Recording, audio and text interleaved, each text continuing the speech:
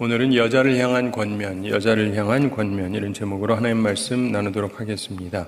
우리가 지난번에 남자를 향한 지침 8절에서 보았습니다. 이제 여자들을 향한 지침을 말씀하고 있습니다. 여자들은 거룩함의 심령을 가진 증거를 나타내야 한다 이런 말씀을 하고 있습니다. 우선 첫 번째로 여성의 치장과 외모에 대해서 말씀합니다. 9절에서 말씀합니다. 함께 읽어보겠습니다.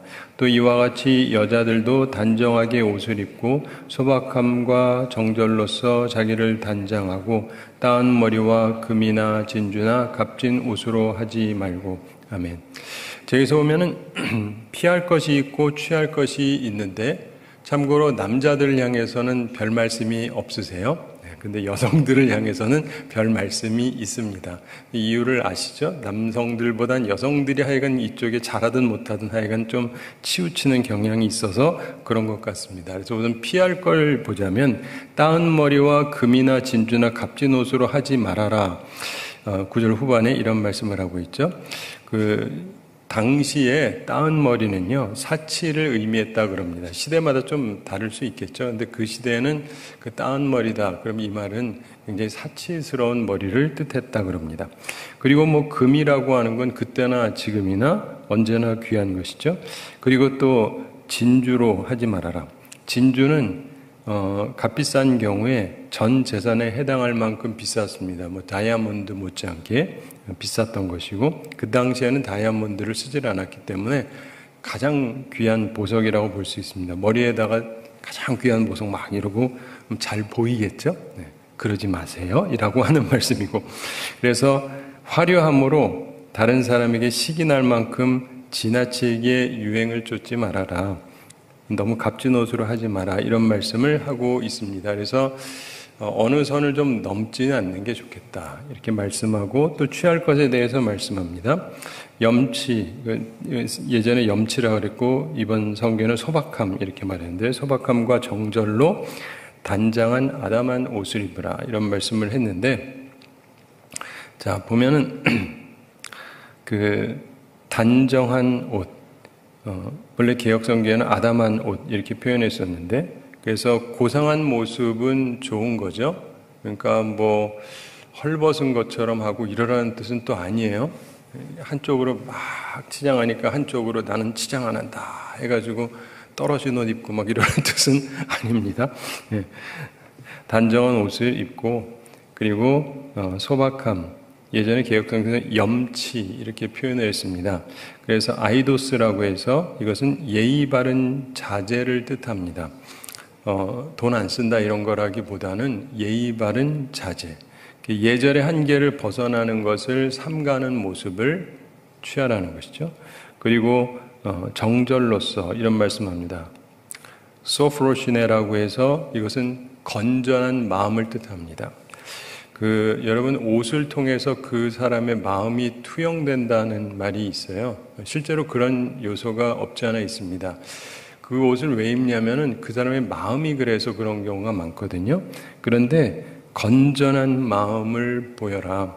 사람이 봤을 때 건전해 보여야지 좀 안 그러면 별로 좋지 않다. 분별력 있는 모습을 보이라는 것입니다. 그래서 이 이야기는요, 잘 치장하고 사치스러운 사람이랑 반대로 가서 지나치게 유행에 뒤처지고 낡은 옷 입고 어색하고 그러라는 뜻이 아니라는 말이에요. 한편으로. 그래서 위장된 겸손의 가면을 쓰지도 말고, 그래서 양극단을 우리가 주의해야 하는 것입니다. 그래서 어떤 분이 이렇게 표현했습니다. 새 것을 사용하는데 첨단을 걷지 말고 옛 것을 버리는데 말단에 처지지 말라. 기독교인들 중에 보면은요, 양극단이 항상 존재해요. 어떤 사람들은 그냥 맨날 어디서 새로운 거 이거 막 하는 분이 있고, 어떤 분들은 진짜 조선시대 같이 다니는 분도 있고, 미국 가면 더 합니다. 아밋이나 이런 사람들은요, 보면은 우리 단추 있죠? 그 사람들은 단추를 안 써요. 왜? 사치품이라고. 그래서 지금도 끈을 써요. 그건 해도 너무하지 않았습니까? 그러니까 사치하지 않는다. 그래서 지금 단추가 얼마 비싸다고 한때는 비쌌던 때가 있대요. 근데 그걸 지금까지 그러고 있는 거예요. 해도 너무했죠. 우리 그리스도인들은 모든 부분에 있어 너무 극단으로 가지 않는 것이 좋습니다. 제가 예전에 미국에 있을 때 저는 사실 뭐 그런 거에 별로 관심을 안 가져서 무슨 옷을 입어도 그게 뭔지를 잘 몰라요. 사실 관심 자체가 없어서. 근데 어느 날 제가 목회하던 교회에 거의 좀 부유한 분들이 많이 살긴 했던 것 같은데, 근데 옷 얘기를 누가 해요? 근데 난 뭐 그게 다 그건데, 제 눈에는 그게 그건데, 어떤 분들 얘기하면서 어떤 브랜드라 그러는데 저는 몰라요. 근데 그런 게 있냐고. 근데 무진장 비싸대요. 그러냐고. 근데 뭐 몇십만 원, 100만 원 이런 게 아니고 무진장 비싸다는 거여서 그런 게 있어요. 근데 아니, 그런 게 있는 게 아니라 그분들은요 맨날 그런 거만 입어요. 아, 그래요? 그러신가? 별로 눈에 안 띄는데 내 눈에는 나는 뭐 잘 차이를 모르겠어요. 그 돈을 주고 왜 그런 걸 입는지 나는 잘 모르겠지만 아무튼 그렇대요. 그래서 그러시냐고. 근데 또 여성들은 또 그거에 민감하잖아요. 그래가지고 누가 뭐 입고 다닌다 해가지고 그러면서 그렇구나. 근데 그러니까 저 같은 사람은 머리 보면 잘 모르겠는데 어떤 사람들은 거기에 또 민감하고 한지라. 근데 막 교회에서 여러 사람들이 아주 최고급으로 최유행이 나서는 이런 걸 입고 막 다니니까 아닌 사람들은 좀 보면서 굉장히 불편한 것 같아요. 그래서 우리가 신앙생활하는 데 있어서 특별히 여성의 치장과 외모에 대해서 너무 지나치지 않는 것은 조심할 필요가 있겠죠. 그래서 이 부분도 약간 염두에 두는 것이 좋다. 근데 남성에게는 말이 없다는 거에서 저는 항상 은혜를 느낍니다. 뭐 남자들한테는 별로 말할 필요가 별로 없어요. 간혹가다 좀 튀는 사람이 있긴 하지만 좀 그런 사람은 독특한 남자고, 대부분은 여성들에게 이 치장과 외모 문제가 나오니까 염두에 두시면 좋겠습니다. 그 다음에 선행에 대한 얘기를 합니다. 10절 함께 읽어보겠습니다. 오직 선행으로 하기를 원하노라. 이것이 하나님을 경외한다 하는 자들에게 마땅한 것이니라. 아멘. 여성에게 참으로 중요한 것은 성령으로 변화된 성품의 열매, 그래서 선행을 맺는 것이죠. 오직 선행을 하기를 원하노라. 바른 믿음의 여인이라면 사치스러운 옷과 장식을 열망하지 말고 가장 비싼 거 하면 하여간 돈이 굉장히 많이 들지 않습니까? 요즘 우리나라에서도 뭐 얘기하는 거랑 들어보면은 뭐 전 잘 모르는데 하여간 굉장히 비싼 것 같아요. 그래서 근데 이렇게 사진이랑 보면 하나도 안 예뻐요, 내 눈에는. 근데 저거를 뭐하러 저 수천만 원씩 들이고 사는지 난 이해가 안 가지만 아무튼 사람들이 하는데, 자 보세요.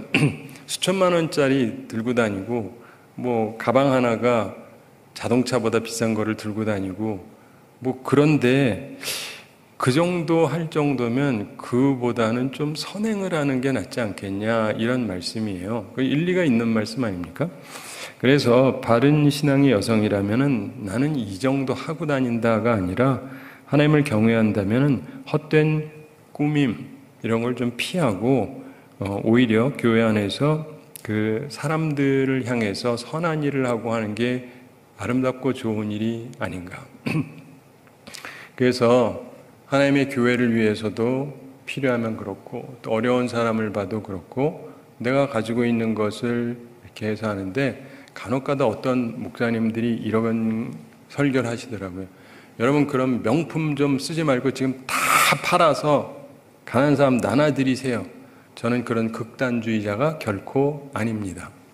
제가 보기엔 그래요. 그분들 안 팔아도 돼요. 도와줄 돈이 없는 게 아니에요. 그것 때문에 돈이 없는 게 아니에요. 그렇죠. 대부분 그런 사람들 돈이 없어서 안 돕는 게 아닙니다. 그 명품을 팔지 않으면은 남 도와줄 수 없는 게 아니라 그냥 안 돕는 거예요. 그러므로 여러분들이, 저는 그렇게 극단적으로 얘기하지도 않지만은 이렇게 항상 좀 생각을 해보고, 그리고 내가 쓰는 거에 대한 균형이 좀 맞아야 되지 않겠어요? 그 좋은 일도 하고. 그리고 사실은 잠언 31장에 보면 현숙한 여인에 대해서 나오는데 이렇게 하진 않지만 또 한편으로 보면 굉장히 집안도 잘 가꾸고 자기도 잘해요. 치장도 하고. 그러면서 많은 선행을 해요. 그게 더 좋지 않습니까? 여러분 간혹가다 어떤 분들은 그래요. 어떤 분이 있는데 항상 옷도 새 것도 안 입고 그러면서 남을 위해서 많이 쓴다. 그러면서 막 그러면 또 사람들이 감동돼. 근데 난 그보다 잘 입고 잘 살면서 남도 잘 돕는 게 더 성경적이라고 봐요. 그게 성경이 얘기하는 현숙한 여인의 표상이에요. 안 입고 안 먹고 나도 안 입고 이게 아니라 나도 잘 먹고 내 가족도 잘 돌보고 내 남편도 잘 돌보고 아이도 잘 돌보고 나도 꾸미고 그런데 많은 사람을 도우면서 사는 거예요. 이게 더 멋있지 않습니까? 네, 아멘 하신 분들은 그렇게 사시기 바랍니다. 그래서 뭐 팔아서까지는 아니라 할지라도 내가 갖고 있는 것 중에서 내가 도울 수 있는 것들 좀 있잖아요. 착한 일 좀 할 수 있는 거 있는데 좀 그런 거 해야 되지 않나 싶습니다. 특별히 예수님을 믿는 여성이라면 그리고 지도적인 위치에 있다면은 단정함도 있어야 되고 그리고 삶 속에서 무엇보다도 선행. 이분은 항상 이렇게 선한 일을 한다. 이 느낌이 있는 게 굉장히 중요합니다. 저는 어려서부터 교회에서 자라서 다른 분들하고 공유하는 것도 있고 공유하지 않는 것도 있는데 태어날 때부터 우리 아버님이 목사님이니까 저는 항상 교회 안에서 자랐어요. 그리고 교회에서 계속 있었기 때문에 많은 분들이 세상에 있다 오기도 하고 뭐 왔다 갔다 하는데 저는 거의 언제나 교회 안에서 지나왔는데 그러니까 똑같을 것 같죠? 아니요. 전혀 똑같지가 않습니다. 제가 어렸을 때는 제가 교회 다니면서 느꼈던 게 물론 교회에도 나쁜 사람들이 있긴 한데 상당히 좋은 분들이 많다고 전 느끼면서 살았어요. 따뜻한 분들이 많다. 부자든 가난하든 상관이 없어요. 그래가지고 특별히 교회 권사님들은요 사랑 덩어리들이에요. 진짜 돈이 없어도 꼭 돈이 있어야만 뭐 해줄 수 있는 건 아니잖아요. 근데 이게 정말 좋은 분위기였어요. 근데 제가 나이가 들고 시대가 바뀌니까 다 바뀌어가기 시작하는데 세상 모두 사랑 없어 냉랭함을 아느냐 이 찬송이 점점 더 다가오는 시대를 살아가고 있어요. 그러니까 여성들이 따뜻한 마음으로 좋은 일을 해주고 작지만 그런 것들이 우리가 사는 이곳을 아름답게 만들어주는 거거든요. 그러니까 여러분들의 삶 속에서 특별히 여성분들은 남자들도 그래야 되겠지만 여성이 존재할 때 여성이 갖고 있는 그 좋은 특성이 있어요. 돌봄의 특성을 갖고 있습니다. 우리나라는 그 연구를 잘 하는지 모르겠지만 제가 예전에 미국 가서 공부했기 때문에 다른 사람보다 그쪽에서 조금 빨리 접한 사람 중에 하나인데 남성하고 여성하고 비슷한 것도 있고 다른 것도 있는데 여성의 좋은 점 중에 하나는 여성은 법보다는 관계를 중시해요. 남성은 관계보다 법을 따지고 그리고 많은 부분에 있어서 여성들은 돌봄의 정신을 갖고 있어요. 그 엄마들이 좀 그렇잖아요. 그리고 아버지들은 자기 룰이 더 중요하고 근데 그래서 이 엄마의 모습 때문에 이 어머니의 모습 때문에 가정이 이렇게 따뜻해지고 그러는 거예요. 그래서 여성들은 룰도 중요하지만 관계가 깨지지 않으려고 노력을 합니다. 예를 들면 축구를 해요. 축구 룰대로 하긴 하는데 문제가 생겼어요.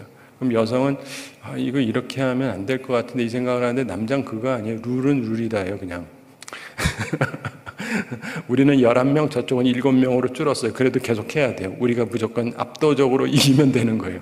근데 여성들이 보기엔 이건 약간 모양이 이상하거든요. 근데 여성들은 그 생각이 드는데 남자는 아닙니다. 지금 제 말 들으면서도 그런 거지 뭐 11대 7로 하는 거지. 남자들의 머리 구조가 그래요. 그러다 보니까 많은 경우 관계가 막 깨져버리는 경우가 많습니다. 그래서 여성의 좋은 것들을 이 리더십에다가 가지고 오면 좋은데 그러면 여성 지도자가 되면 좋으냐? 그 참 이상한 게 여성 지도자가 되면 좋을 것 같은데 좋기도 하고 별로 아니기도 한 게 왜 별로 아니냐면 여성 중에 지도자 된 사람들이 남성 사회에서 올라온 여성이기 때문에 여성성을 버린 여성들이 많아요. 굉장히 남성적인 여성이 사회에서 올라가요. 그러다 보니까 말이 여성이지 하는 거 보면 남자랑 똑같이 해. 그러니까 여성으로서 할 수 있는 장점을 못 살리는 경우가 굉장히 많아요. 제가 지금 말하는 걸 미국에서는 수십 년 전부터 얘기를 했는데 우리나라는 뭐 잘 모르시는 것 같은데, 근데 그러기 때문에 기억하실 것은요, 특별히 여성분들은요, 여러분들을 보면 정말 선한 사람이다. 선한 사람이다. 아유, 여자들 없으면 어쩔 뻔했냐. 이래야 된다니까요. 남자만 살아가지고 삭막해서 어찌 사냐. 이래야 사실은 맞는 거예요. 그러므로 여러분들의 마음속에서 겉을 꾸미는 것도 적절선에서 하고, 그리고 무엇보다도 나타나는 행동 속에서 착한 행동, 선한 행동, 따뜻한 행동을 자꾸 해야 되겠다. 이 생각을 꼭 하시면서 사시기 바랍니다. 그 다음에 세 번째로 순종이라는 말씀을 하죠. 11절에서 나오는데 11절 함께 읽어보겠습니다. 여자는 일체에 순종함으로 조용히 배우라. 아멘. 여자는 일체에 순종함으로 조용히 배우라. 이걸 들으면은 미국 사회 같은 경우는 옛날부터 이런 말씀을 무진장 싫어했어요. 그래가지고 여성 상위 시대가 되고 그 페미니즘이 앞서고 그러면서 신학교도 마찬가지입니다. 그래가지고 이런 말씀을 굉장히 싫어해요. 요즘에 한국도 점점 더 바뀌어가는데, 그러면서 결혼식을 하잖아요. 결혼식을 하면은 서약을 합니다. 그럼 옛날에는, 제가 어릴 때는 성경에 의거해서 남자는 아내를 사랑해야 되죠. 아내는 남편을 존경하고 순종해야 돼요. 뭐 그런가 보다 했습니다. 그리고 그렇게 하겠습니까? 그럼 네, 그랬어요. 근데 언젠가부터 슬쩍 바뀌기 시작하면서 여성들이 왜 나는 존경하고 순종을 해야 됩니까? 나도 그냥 사랑은 하겠습니다. 그러면서 문구가 바뀌기 시작을 했어요. 진짜 요즘 결혼식 가서 여성 중에서 제가 제 남편에게 복종하고 존경하며 살겠습니다 하는 여성을 혹시 보시면 저한테 얘기 좀 해주세요. 거의 없습니다. 문구 자체가 사라졌어요. 그리고 자기들도 물론 사랑은 하겠다 그래요. 근데 왜 내가 그래야 되느냐. 성경적으로 살 생각이 없는 거예요. 그리고 어떤 분은 목사님이 이거 해야 됩니다. 그러면 나 결혼 안 해요. 이래요. 옛날에, 요즘 얘기도 아니고 옛날에 미국에서. 이게 다 바뀌는 거예요. 바뀌면 우리나라에도 이제 영향이 오기 시작을 하죠. 그래가지고 우리는 뭐 동등해야 된다 그러는데, 뭐 동등은 무슨 말인지 알겠는데, 성경이 얘기하는 남편하고 여성의 기능의 차이가 있거든요. 그래서 그 차이를 가지고 성경의 원리대로 하라고 하는 건데, 요즘은 그렇게 안 합니다. 아예 시작부터 그렇게 안 해요. 그렇게 할 생각이 없어요. 저 같은 사람이나 지금도 이런 얘기를 겁 없이 하고 있는 거지.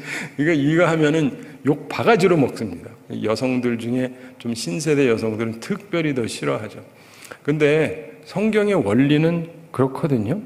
근데 여기서 핵심이 뭐냐면은 일체 순종함으로, 순종하라. 이 말씀입니다. 핵심은 순종이에요. 그리고 제가 성경을 보면서 계속 배우는 것 중에 하나가 뭐냐면, 복음의 핵심은요, 결혼이다라고 제가 말씀을 드린 적이 있습니다. 그래서 복음은 예수 그리스도가 우리를 구원해 줬다 끝이 아니고, 그건 기본이고, 남자가 여자 불행한 거 보고 구해줄 수 있죠. 좋은 관계지만 그거하고 결혼하자는 건 완전 딴 얘기예요. 그렇죠? 그래서 내가 앞으로 당신을 내 아내로 삼아서 평생 보호해주고 책임져 주겠다. 나랑 결혼하겠느냐. 이건 완전 딴 얘기입니다. 근데 복음은 그거예요. 그래서 예수님을 주로 모신다는 거는 그냥 주인과 종의 관계라고만 볼 수 있는 것이 아니라 남편과 아내와의 관계 같은 거예요. 그러면서 따라가는 거예요. 그러면서 대신에 남편은 아내를 사랑하고 용서를 해야 돼요.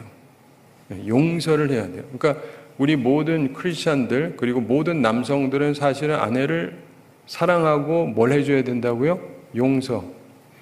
아내가 뭘 깨먹었어요. 굉장히 중요한 거. 어떻게 해야 돼요? 용서. 여성들 기분 나쁘세요? 용서하려니까? 안 나쁘시죠? 돈을 1,000만 원을 날려버렸어. 어떻게 해야 돼요? 그렇죠. 용서. 기분 나쁘세요? 왜 웃으실까? 용서해야 돼. 성경의 원리는 그래요. 성경의 원리가 그렇다고. 그래서 남성은 용서를 해야 돼요. 저를 보면서 또 짜증나시는 분, 자기는 해? 제 아내한테 물어보세요. 저는 용서는 한다가 기본 전제를 깔고는 있어요.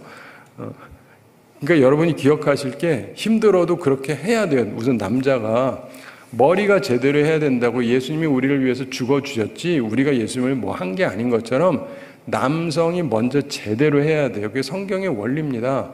남자가 내가 머리니까 말 들어 이게 아니라 먼저 사랑하고 용서해 줘야 돼요. 보호해 주고 이 사람이 잘못해서 어려움에 처했을 때 네 문제니까 네가 해결하라 이러면 남자가 아니에요. 남편이 아니에요. 내가 보호를 해줘야죠. 심지어는 내가 뒤집어 쓰기라도 해야 돼요. 누군가 책임져야 되면은 당신이 저질렀으니까 뒤집어 써가 아니라 내가 뒤집어 쓸 수 있으면 써야 돼요. 그 하신 분이 누군지 아시죠? 예수님. 그렇잖아요. 여러분 남편이 그럼 짜증날 것 같으세요? 고맙지. 그러니까 남편은 그러라는 거예요. 그리고 이런 전제 하에서 아내는 그 남편을 존중해주고 따르라는 거예요.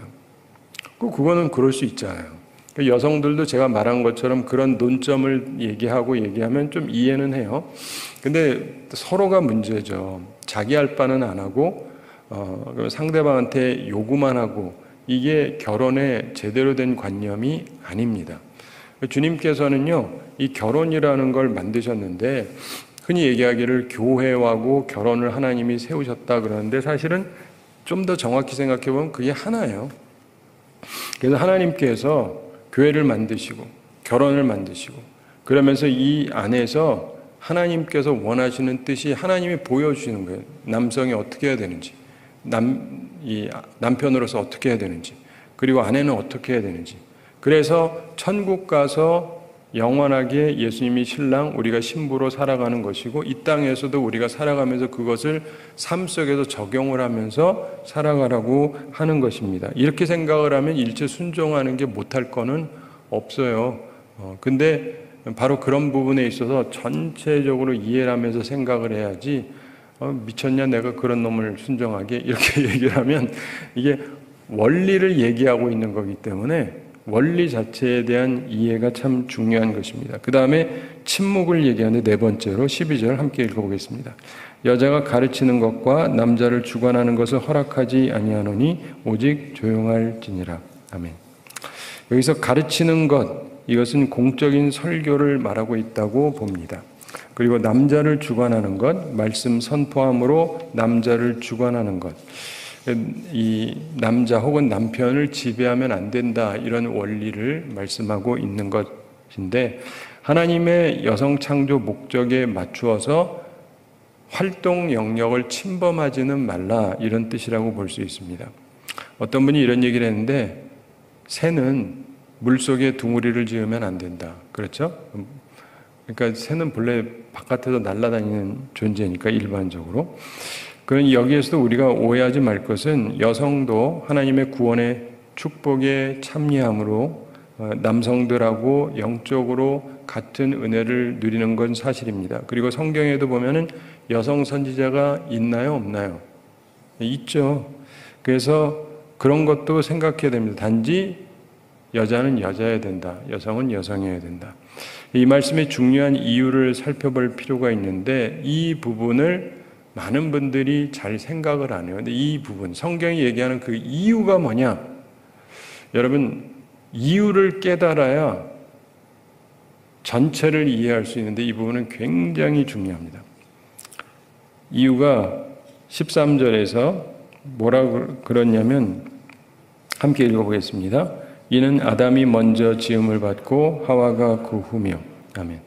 창조에서는 남자가 머리로 그리고 하와 그는 아담을 위해서 창조된 존재였죠. 하와 이샤라고 해서 협력자 배필로 창조됐습니다. 남자가 앞서고 여성은 뒤따르면서 남자는 발명을 하고 여자는 사용하는 형태가 많습니다. 이게 창조의 질서였습니다. 롱펠로우가 이런 글을 썼는데 재미있게 썼어요. 활에게 줄이 속해 있는 것처럼 남자에게 여자가 속하여 있도다. 여자가 남자를 휘게 하나 남자가 여자에게 순복하는도다. 서로가 상대방 없으면 쓸모 없어라.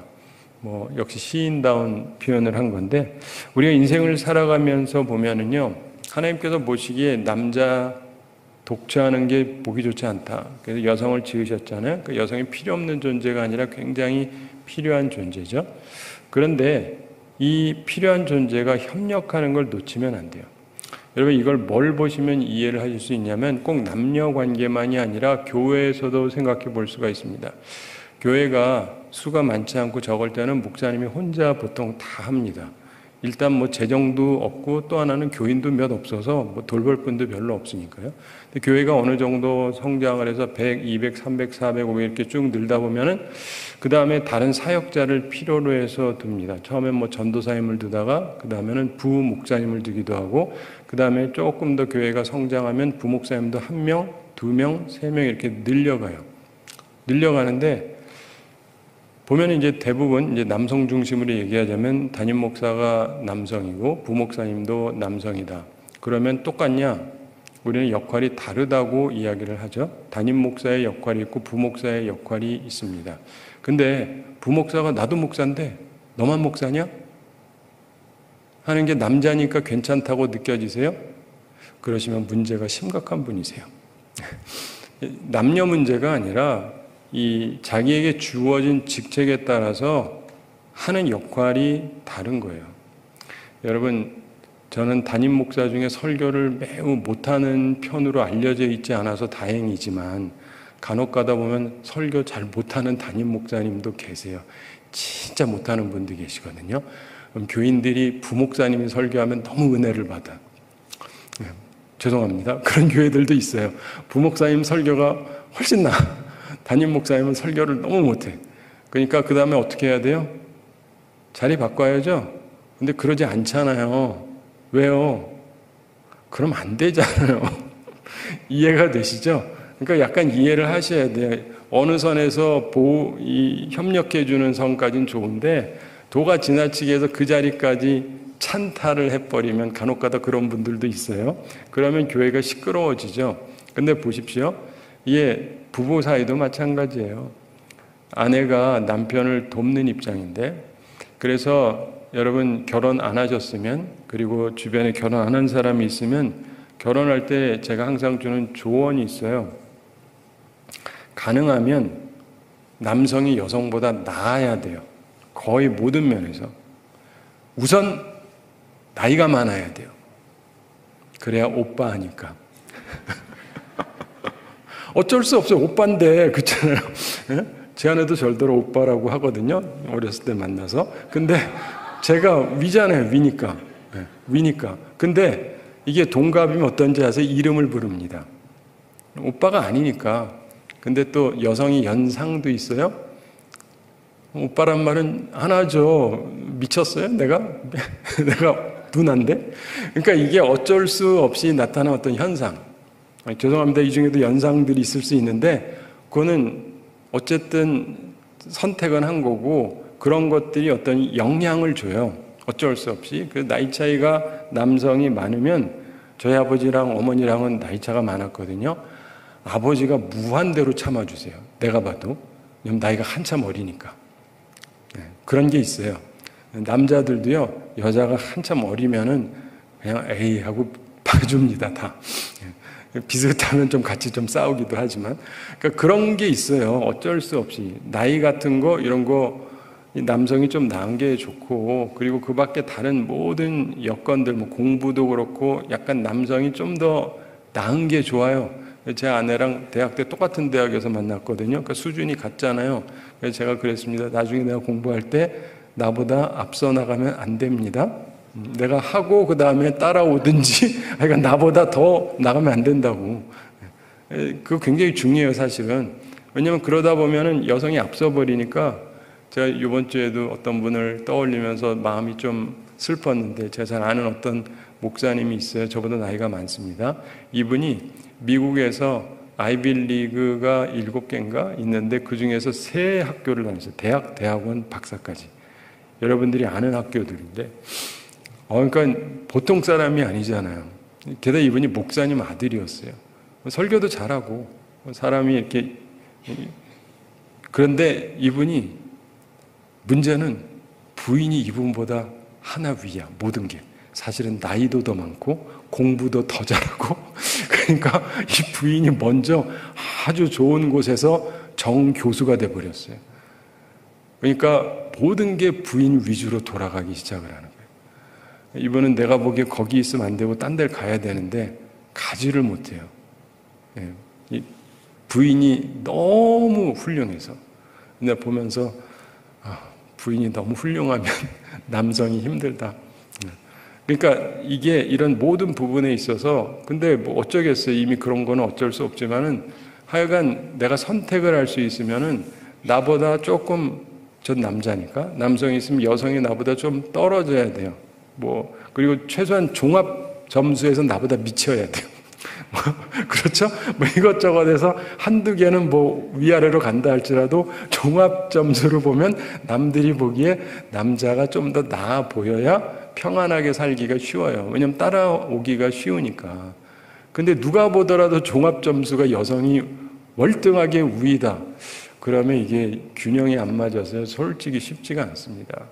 근데 미국은 예전부터 그런 거를 깨버려가지고 여성이 좋은 지위에다 높기도 하고 그런데도 자기보다 못한 남성들하고 결혼들을 많이 했었어요. 이미 오래전에. 제가 미국 갔을 때 80년대. 그래가지고 그런 사람들을 연구를 했습니다. 말 그대로 사랑 때문에 결혼한 거잖아요. 여성이 모든 조건, 학력이면 모든 조건이면 모든 게 훨씬 나은데 그보다 못한 남성이랑 결혼했어요. 우리나라에도 아주 유명한 대재벌에서 그렇게 결혼한 분도 있고, 근데 그런 분들 같은 경우 보면 사람들이 처음에 뭐라 하냐면은 이렇게 박수를 치죠. 그리고 남성들은 은근히 나도 저렇게 누가 날 집어주지 않을까? 재벌 사위가 될 수 있지 않을까? 뭐 이런 생각도 해보고. 그런데 결과가 별로 좋지가 않아요. 미국에서는 이미 수십 년 전에 나온 결과입니다. 여러분, 사랑이 제일 중요하잖아요. 그렇잖아요. 부부인데. 사랑으로 선택한 사람들이니까 잘 살 것 같은데 나중에 가서 쭉 살펴보면 결과가 훨씬 안 좋아요. 누가 보더라도 이건 사랑으로 결혼한 거거든요. 근데 결과가 안 좋아요. 왜요? 머리가 머리답지 못하거든요. 머리가 머리답지 못하니까. 이 관계에서 우리나라 재벌도 사실 그랬고 이 모든 것들이 다 비슷해요. 그러니까 하나님의 원리를 가볍게 보지 마시라고요. 그래서 부인을 볼 때는 간혹가다 남성 중에서 보면 하여간 말도 안 되는 조건을 갖다 붙이면서 그 좋은 여성이 내 아내가 되기를 바라는 약간 머리에 문제가 있는 사람들이 있어요. 그런 부인이 내 부인이 되지도 않겠지만 내 부인이 되면 내가 그분이랑 제대로 살 수가 있을까? 이걸 잘 생각해야 돼요. 그래서 결혼할 때는요, 내가 품어줄 사람을 선택해야 돼요. 예, 완벽해서 저 사람이 나한테 돈도 그렇고 사회적 명성도 그렇고 다 도움이 될 거다라는 계산이 아니고 나름대로 이 사람이 하나님 안에서 자신의 애를 써서 나를 돕겠지만 그러나 근본적으로 내가 사랑하고 내가 보호하고 내가 지켜줄 대상하고 결혼하는 게 맞아요. 예, 그렇게 해야 되는 것입니다. 근데 어쨌든 그런데 그런 면에 있어서 이게 듀가 바뀌어버리니까 위아래가 바뀌어버리다 보니까 모든 세상이 좀 정신이 없어요. 그런데 성경에서 아담이 먼저고 하와가 그 다음이라 해서 진짜 중요한 얘기를 합니다. 14절이 굉장히 중요한 말씀입니다. 함께 읽어보겠습니다. 아담이 속은 것이 아니고 여자가 속아 죄에 빠졌음이라. 아멘. 이 부분을 성경이 이유로 설명하고 있어요. 제가 하는 얘기가 아니니까 누가 이런 주장을 했다, 목사가 이런 주장을 했다, 그러니까 기분 나쁘다 생각하지 마시고 성경이 하신 말씀이니까 성경이 하신 말씀은 그대로 일단 받아들일 필요가 있습니다. 자, 처음에 사람이 선악과를 따먹는데 속았잖아요. 결국 속았는데 누가 속았느냐? 아담이 속은 거냐? 하와가 속은 거냐? 여자죠? 혹시 모르시는 분 계세요? 네, 그럼 창세기를 한번 읽어보세요. 금방 찾아낼 수 있습니다. 자, 하와의 타락은 하나님께서 정해주신 위치를 무시했을 때 벌어진 것입니다. 따르는 자리에 있었으면 되는데 자기가 앞장서기를 원했습니다. 따라서 속임을 당했어요. 꾀임에 빠진 것입니다. 아담도 결국 범죄를 했습니다. 그러나 그 방식이 달랐습니다. 하와는 아담이 죄를 범하기 전에 죄를 범했죠. 아담을 따라서 문제가 생긴 게 아니지 않습니까? 그렇죠? 하와가 아담을 따르다가 문제가 생긴 게 아니에요. 하와가 선도하려고 했고, 그리고 아담이 추종자가 되면서 인류의 문제가 발생한 것입니다. 언젠가 말씀드린 적이 있는데, 우리는 흔히 하와가 뱀이랑 둘이 있다가 혼자 따먹고 이후에 아담을 데리고 와서 먹어보라고 먹였다라고 우리는 해석을 대체로 그렇게 많이 합니다. 뭐 저는 일반적인 해석을 건드리진 않습니다. 그런데 그 성경을 잘 보면 그럴 수도 있고 아닐 수도 있어요. 아닐 수도 있다는 얘기가 뭐냐면 그 옆에 아담도 있었을 수도 있어요. 나중에 성경을 이렇게 쭉 보세요. 그런데 보면은 여기 아담이랑 하와가 있는데, 하와가 꼬시면서 얘기를 하는데 누구한테 얘기하냐면 여성한테 자꾸 얘기하는 거예요. 여성이 지금 주도적으로 하는 거예요, 만사가. 하나님이 따먹지 말라 그랬냐? 아무것도 먹지 말라 그랬냐? 아니 뭐 그건 아니고 먹는데 어쩌고 하니까 그래? 그럼 뭐라 그러시더냐? 그러면서 이제 지금 계속 여성이랑 얘기하는 거예요. 남자는 그 자리에 없었다라고 돼 있지 않습니다. 우리는 없었던 걸로 해석을 하지만, 근데 나중에 쭉 내용을 보다 보면 있었을 수도 있어요. 그런데 중요한 거는 있었다 할지라도 남성에게 주도권이 없는 거예요. 여성이 다 주도하고 있는 거예요. 그런 집안이 있는 거 아시죠? 예. 남편이 있어봤자 소용이 없어요. 아내가 다 알아서 해요. 그러면서 자기가 하고 있는 거예요. 그러면서 하니까 이 여성이 보니까 먹음직도 하고 보암직도 하고 지혜롭게 할 만하기도 하고, 그래서 먹었다. 그리고 남편에게도 주어서 먹게 했다라고 되어 있습니다. 따라서 옆에 있었을 수도 있어요. 그렇다면 더 큰 문제예요. 무슨 말이냐? 여성이 처음부터 끝까지 다 주도하고 있는 거예요. 많은 성서학자들이 생각하기를 첫 아들의 이름이 뭐죠? 가인. 얻었다 이러더니 케인. 그래서 가인을 얻었는데 그 이름을 누가 지었죠? 하와가 줬어요. 그건 명확해요.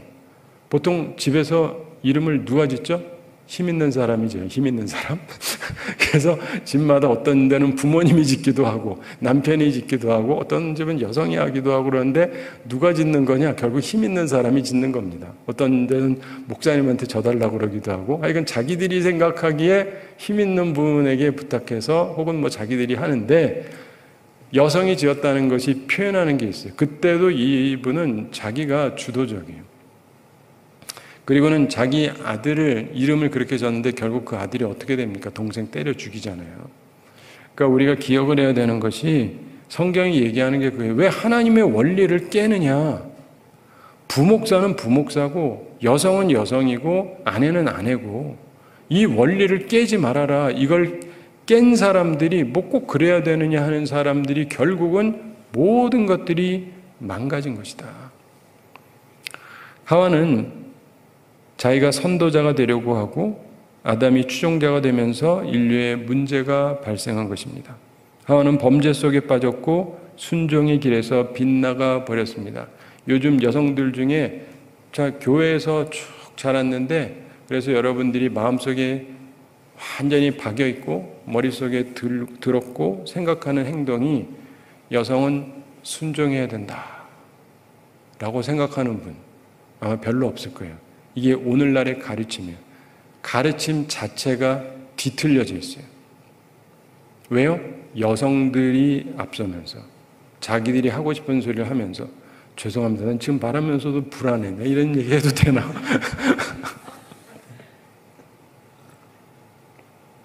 이런 불안감을 느낄 정도로 시대가 그렇다고요.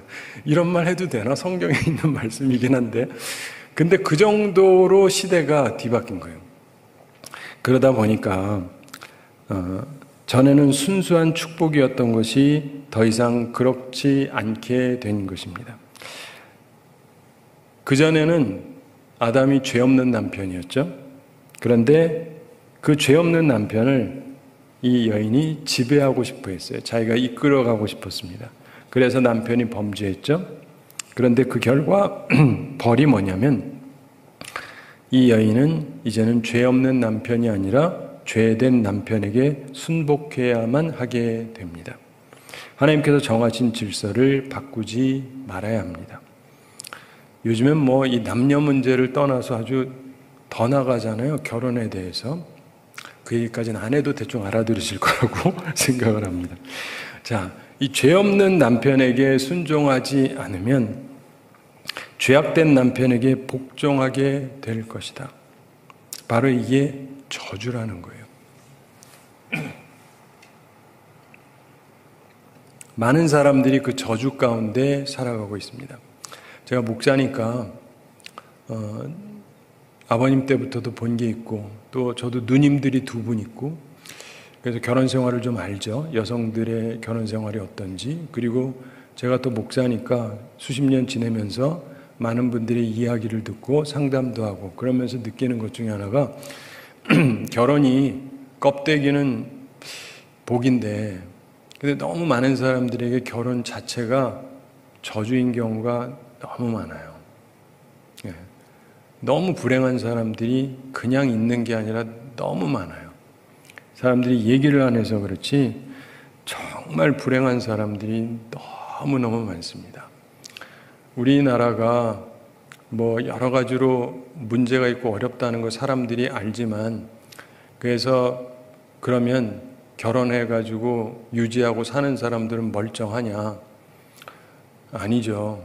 한국 분들 아는 분들 다 아는데 그냥 혼인관계를 유지하고 있을 뿐이지 사랑이라고 하는 건 진작에 사라졌고 더 이상 존재하지도 않고 상대방에 대한 존중도 아예 없고 그러면서 그냥 체면 때문에 애들 때문에 뭐 이런저런 이유로 그냥 유지만 하는 사람들이 얼마나 많은지 모릅니다.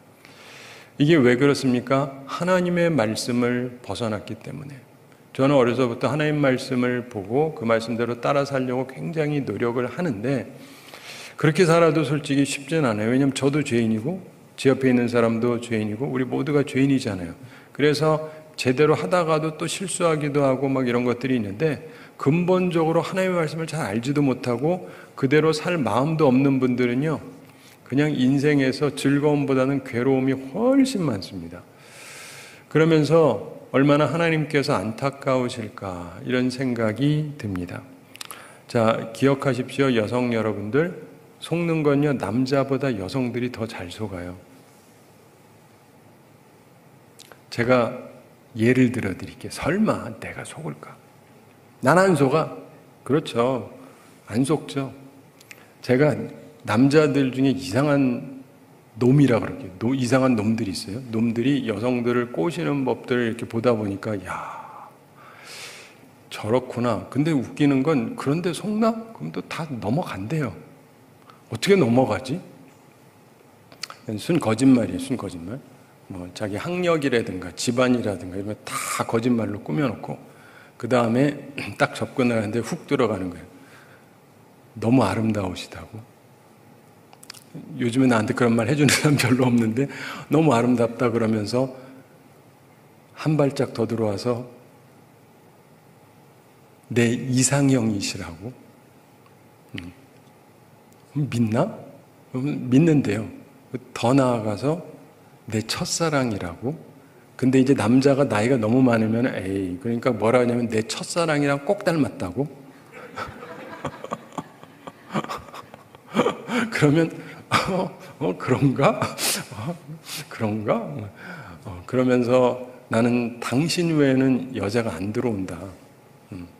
나랑 결혼합시다. 뭐 보자마자 결혼하자 그러고 뭐 온갖 약속을 다 해주고 뭐 그러니까 돈도 많다 그러고 뭐 다 해준다 그러고 그럼 속나? 속는데요. 신기해. 그게 어떻게 속을까? 근데 그러니까 보면요. 남자들은 누가 그러면 그렇게 많이 안 속을걸요? 남성들 있지만 갑자기 와가지고 당신이 내 이상형입니다. 뭐 어쩌고 그러고 너무 잘나셨고 그리고 내 첫사랑이고 혹은 뭐 첫사랑을 닮았다고 그러고 뭐 내가 다 해주겠다고 그러면 이 사람 왜 이러지? 이럴걸요 남자들은. 기분 나쁘다기보다 좀 뭐지? 이럴 텐데 여성들은요 그냥 마음을 다 뺏기는 거예요. 특별히 교육받고 집안 좋은 여자들이 더 심해요. 강남 여성들이 더 심해요. 뿅 가버려요. 그래가지고 이 사기꾼들 보면요 강남 여성들을 쫙 쓸어요. 자기는 좋은 학교 다닌 적도 없는데 명문대학을 다녔어요. 좋은 직장을 갖고 있지도 않은데 자기가 의사 내지 변호사예요. 다 믿어요. 그리고 나 좋은 집도 있고 그러면서 어쩌고저쩌고 그리고 이제 결혼하자 그러는데 자기는 이미 결혼해서 애도 있는데 근데 다 속는 거예요. 이게 뉴스에 나오니까 제가 아는 거예요. 제가 스토리를 만드는 게 아니라. 그래서 이렇게 들어보면 어떻게 이런 일이 벌어지지? 근데 그 한 명이 아니라 동시다발적으로 여러 여자 만나면서 그렇게 다 속이는데 다 속는다는 거예요. 신기하기 짝이 없어. 그래가지고 수십억을 뜯겼고 실화예요, 실화. 그런 걸 보면서 이 여성들이 옛날이나 지금이나 진짜 잘 속는구나. 예. 여러분은 물론 안 속으시겠죠. 근데 여성들에게 그런 허영심이 있어요. 그래가지고 막 그러면은 그냥 좋아가지고 그래서 저 사람이 정말 나를 너무 좋아하는구나. 조금도 좋아하지 않아요. 근데 그런 사기를 당하는 그런 것이 여성에게 있다. 성경이 설명하는 거예요. 제가 여러분들에게 좀 가슴에 다가오라고 말씀을 드리는 겁니다. 그렇기 때문에 조심을 하는 게 좋습니다. 그래서 저 같은 사람 뒤에 있으면 잘 안 속아요. 무슨 말인지 저도 속긴 하는데 그래도 좀 덜 속죠. 근데 멍하니 있는 사람이 앞서면요 사기당할 게 너무 많아요. 그러면서 믿음과 사랑과 거룩으로 구원을 이루라. 결론으로 이렇게 말씀합니다. 15절 함께 읽어보겠습니다.